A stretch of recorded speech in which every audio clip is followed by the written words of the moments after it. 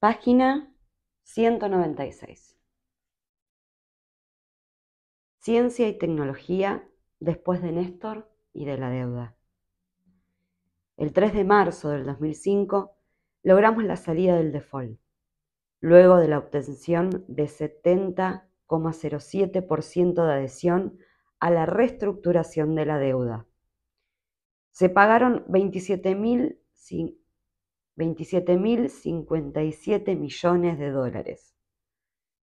Estas cifras, que ya parecen remotas, fueron el resultado de un arduo proceso de negociación de Néstor y su determinación por poner a la Argentina de pie.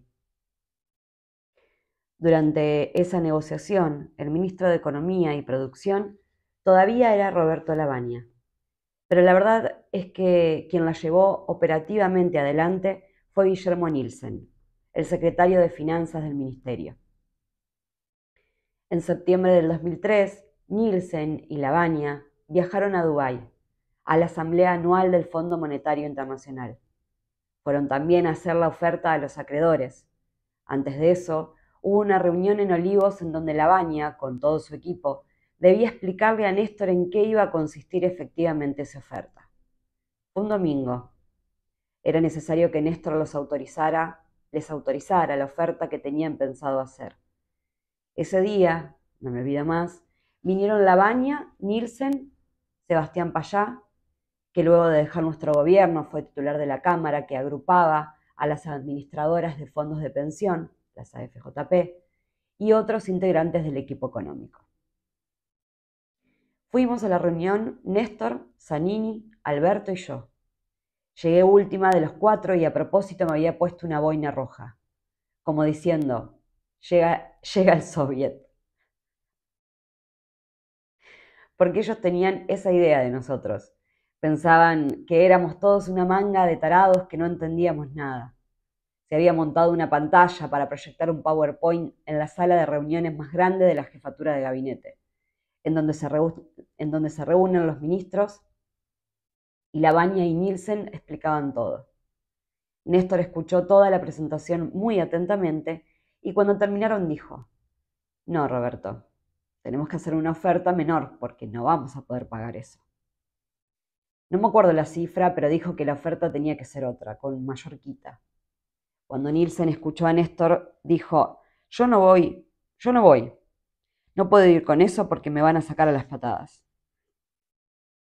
La respuesta de Kirchner fue inolvidable. Mira, Nielsen, es mejor que te saquen a vos solo a las patadas de allá y no que nos saquen a todos a las patadas de acá. Y para dar por terminada la cuestión, agregó, es lo único que podemos pagar. De otra forma, no podemos. Ese día se fueron un poco disgustados. Néstor y Lavagna habían elaborado un perfil de los acreedores para tener tácticas diferenciadas. La primera era definir si eran argentinos o extranjeros. La otra clasificación hablaba de 3 grupos, de acuerdo al monto que poseían y también a su intransigencia para aceptar o no el canje.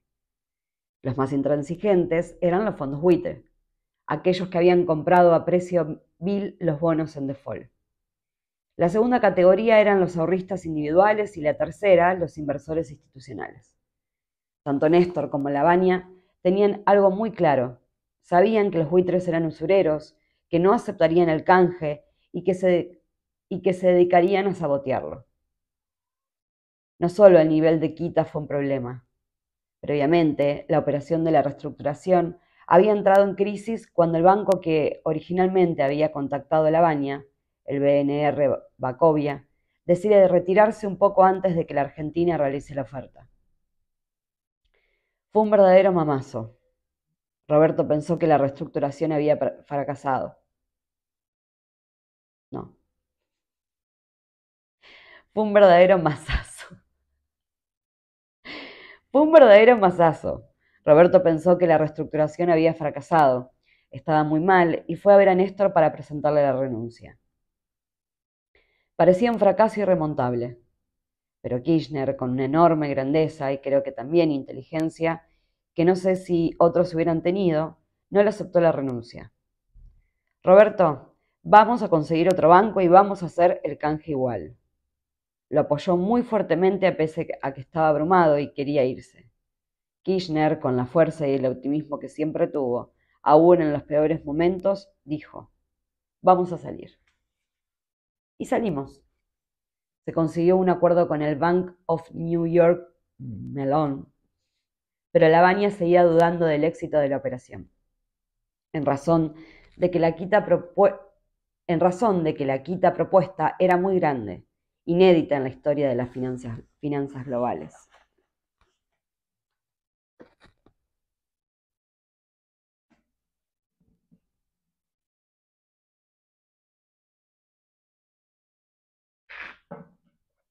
Se enfrió.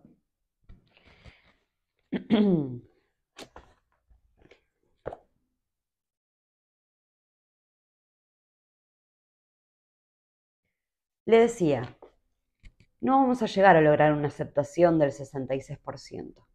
No vamos a llegar. Porque el número mágico de aceptación era el 66. ¿Por qué?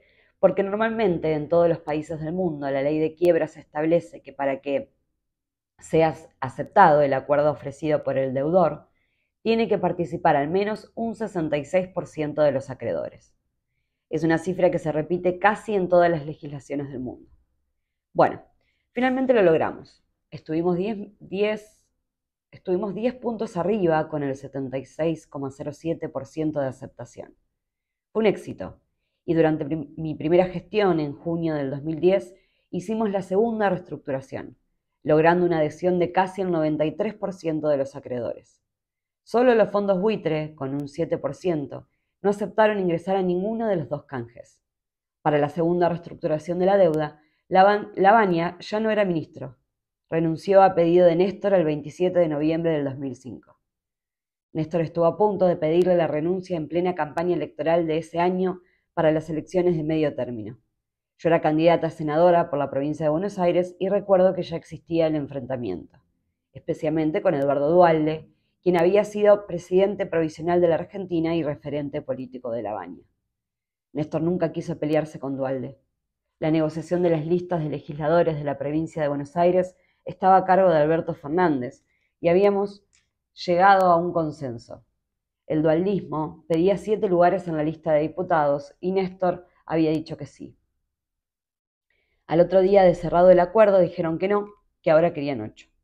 Cuando a Néstor le transmitieron esa situación, se dio cuenta que no querían acordar y entonces decidió no darles ningún lugar en las listas.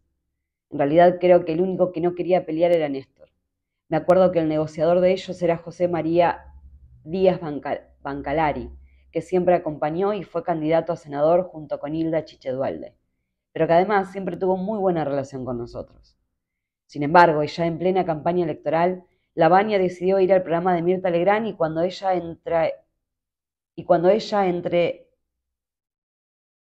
Vamos de nuevo.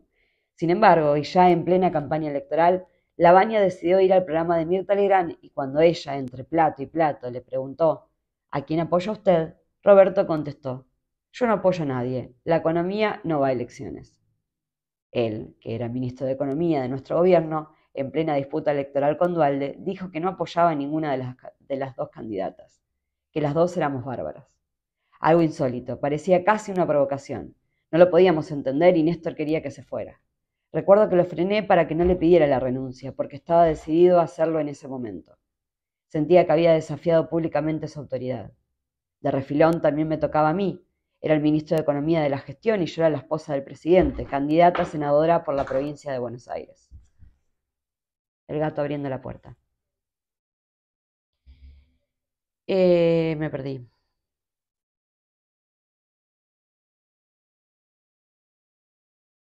Le pedí a Néstor, por favor, casi llorando, que no echara a Lavagna porque era destruirme a mí en medio de la campaña electoral. ¿Cómo íbamos a aparecer? Echaron al ministro de Economía porque no defendió la candidatura de Cristina. Ese era el titular más generoso que nos iban a propinar. Bueno, lo cierto es que Néstor entró en razones después de un fin de semana borrascoso, pero no dejó de tomarlo como un acto de deslealtad a su gobierno. Bueno, tira el mate.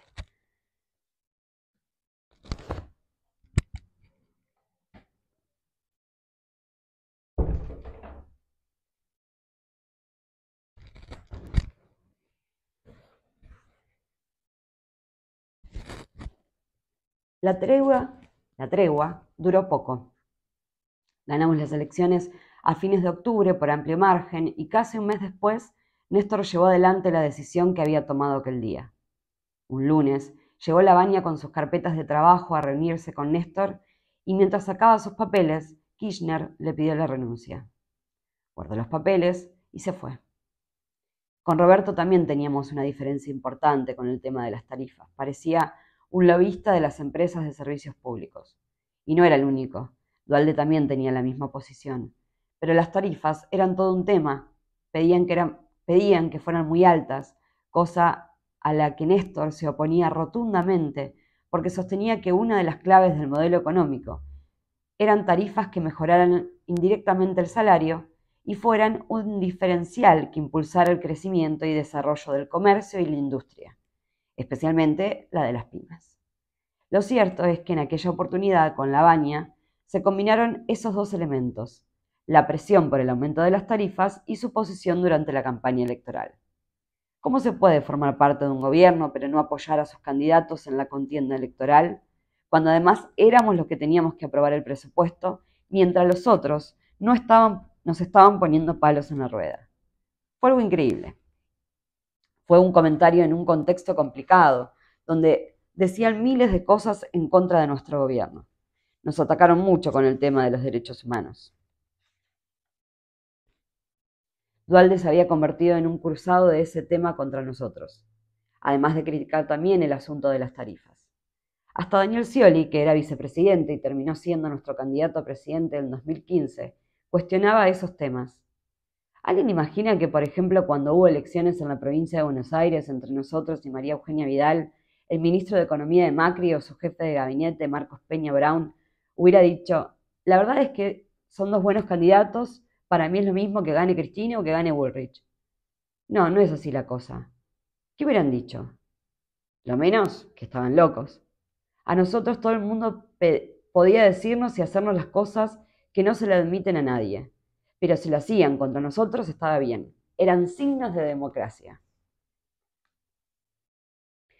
Este es el tema y creo que tiene que ver con que al peronismo se le exigen cosas y se le imponen parámetros que a los demás gobiernos y partidos no se les exige nunca. Es como cuando dicen que el peronismo es golpista. ¿El peronismo golpista? A ver, cuando pasó lo de Alfonsín en 1989, ya había ganado las elecciones Menem, o sea, no era que Alfonsín se tuvo que ir. Solo se anticipó unos meses al traspaso de mando por la crisis de la hiperinflación. En el 2001 fue Alfonsín junto al entonces presidente del bloque de senadores de la UCR, Juan Carlos Maestro, los que le pidieron la renuncia de la Rúa. En todo caso, si había un peronismo golpista es porque se había asociado con el radicalismo. Así que ese discurso no es válido. La verdad es que esa falta de rigurosidad histórica con respecto a lo que realmente sucedió me molesta mucho. Lo mismo cuando se habla de un peronismo del centro. ¿Qué es eso? Eso demuestra poquísimo rigor histórico, además de doctrinario. Perón se cansó de hablar de la tercera posición. Dijo 1000 veces y escribió hasta el cansancio que el peronismo no es de izquierda ni de derecha, ni del medio ni de nada. El peronismo es otra cosa. Algunos hablan de que el peronismo es pendular y puede servir a unos y a otros, según las distintas etapas históricas. El problema no es el péndulo, sino que algunos dirigentes están aferrados a él y entonces van de un lado para el otro sin importar cuál sea el proyecto. Recuerdo en Santa Cruz a un dirigente peronista de una localidad del interior que decía: yo soy oficialista, si el gobierno cambia no es mi problema.